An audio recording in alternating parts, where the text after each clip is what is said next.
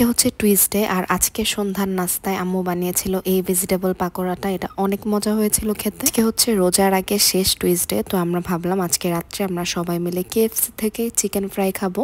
তো আমরা যেদিনই কেএফসি থেকে চিকেন ফ্রাই খাই ওই দিনই বাসায় ভাবি আমাদের জন্য ফ্রাইড রাইস রান্না করে। এখানে ভাবি শীতের সব ভেজিটেবল দিয়ে ফ্রাইড রাইসটা রান্না করেছিল, সাথে আমাদের ছাদের পেঁয়াজ পাতাও ছিল। এখানে সবার লাস্টে ভাবি রাইস অ্যাড করে দিচ্ছিল, অনেকগুলা রাইস হয়েছিল। যখনই বাসায় রাইস রান্না করা হয় তখন একটু বেশি পরিমাণে রান্না করা হয় যাতে আমি আয়রা পরে খেতে পারি।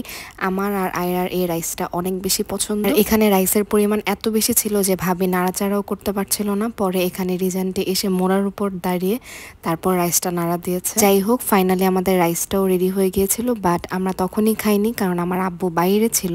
আমরা সবাই একসাথে খেতে চাচ্ছিলাম, তো আব্বু বাসায় আসার পরে এখানে আমি রাইস সার্ভ করে নিচ্ছি। আমরা লাস্ট টুইসডেতেও কেএফসি থেকে খেয়েছিলাম, বাট ওই দিন আম্মু আব্বু ছিল না, এই জন্য আমরা আজকে আব্বুর জন্য ওয়েট করেছি যে রাত্রে সবাই একসাথে ডিনার করব। আমাদের খুব কমই ইউজুয়ালি সবাই একসাথে লাঞ্চ বা ডিনার করা হয়, বাট যদি কোনো স্পেশাল ডে থাকে, ঈদ or কারো বার্থডে, তখন সবাই একসাথে খাওয়া। যাই হোক, এখানে আমি ফ্রাইড রাইস আর ফ্রাইগুলো সার্ভ করে দিলাম, সাথে ভেজিটেবল থাকলেও খুবই ভালো হতো। আমাদের মনেও ছিল না, আম্মু বলছিল আম্মুকে মনে করিয়ে দিলে রান্না করে দিত। যখন আমাদের মনে হয়েছে তখনও রান্না করার কোনো স্কোপ ছিল না, কারণ আব্বুর জন্য ওয়েট করতে করতে আমরা প্রায় 11:30টার দিকে একসাথে খেতে বসেছি। বাট যার জন্য আমরা তখন ওয়েট করেছি আব্বুই ওদিন বাহির থেকে খেয়ে এসেছিল। তো যাই হোক, তারপর আব্বুকে জোরাজোরি করে আমাদের সাথে টেবিলে বসিয়েছে। আর এখানে আমাদের আয়রা বেবি একটু ইরিটেট হয়ে আছে, কারণ ও ঘুম থেকে উঠলে একটু গ্রাম্পি হয়ে থাকে, কারোর সাথেই কথা বলতে চায় না। যাই হোক, আমরা এখানে সবাই একসাথে বসে মজা মজা করে খেলাম, আর ওইখানে আয়রার বাবা একা একা সোফায় বসে ভাত খাচ্ছে। আমরা পারি না চাইলে প্রত্যেক দিনই এগুলা খাই, কিন্তু আয়রার বাবার ভাত বেশি পছন্দ। যাই হোক, তারপর রুমে এসে আমি এই ড্রামাটা দেখছিলাম, আর এটা দেখতে দেখতে প্রায় সকাল হয়ে গিয়েছিল। যারা পাকিস্তানি ড্রামা দেখো তারা আমার সাথে রিলেট করতে পারবে। যাই হোক, এত লেট করে ঘুমানোর পরে সকাল 8:30 বাজে ডেলিভারি ম্যান কল দিল। একদম আমার পুরো দিনটাই ব্যাড বাস দিয়ে দিল। তারপর ডেলিভারি ম্যানের থেকে পার্সেল রিসিভ করে আমি লম্বা একটা ন্যাপ নিয়েছিলাম। ঘুম থেকে উঠেছি বিকালে, তো ঘুম থেকে উঠে আমি ফ্রেশ হয়ে দেখি আয়রা আমার বেডের মধ্যে এরকম ছোট কালের জামা কাপড় বের করে রেখেছে ওর বেবি সিস্টারের জন্য। যাই হোক, এখানে আমি আর আয়রা একসাথে লাঞ্চ করে নিচ্ছি। ওই দিন লাঞ্চে আম্মু করলা ভাজি রান্না করেছিল, আর করলা ভাজি আমার অনেক বেশি পছন্দ। তারপরে 2টা মাছ ছিল, রুই মাছ ছিল আর একটা কই মাছ ছিল।